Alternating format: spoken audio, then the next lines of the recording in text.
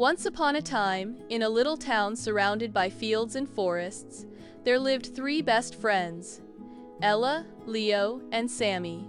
They spent every afternoon playing in Ella's big backyard, which to them wasn't just a backyard, it was a jungle, a castle, and sometimes even a pirate island. One sunny afternoon they decided, "Today we're going on a real adventure." Ella pulled out an old crinkled piece of paper.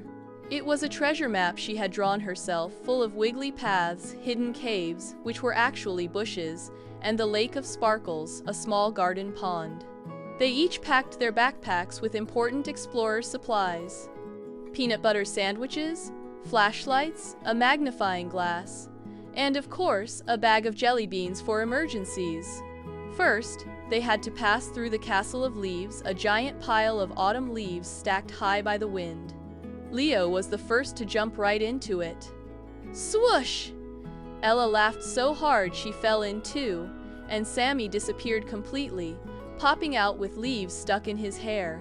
They all decided the Castle of Leaves was now their official meeting spot for all secret missions. Next, they reached the Whispering Bush. When the wind blew, the bush made funny rustling noises, almost like it was talking.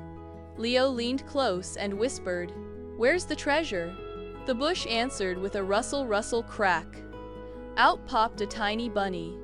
The bunny twitched its nose and hopped toward the garden pond. "Maybe it's leading us to the treasure," Sami shouted. They followed the bunny all the way to the Lake of Sparkles. The pond glittered in the sun, and floating on the surface was an old wooden box. Ella leaned out with a stick and pulled it closer. Inside the box was a sparkling bunch of friendship bracelets.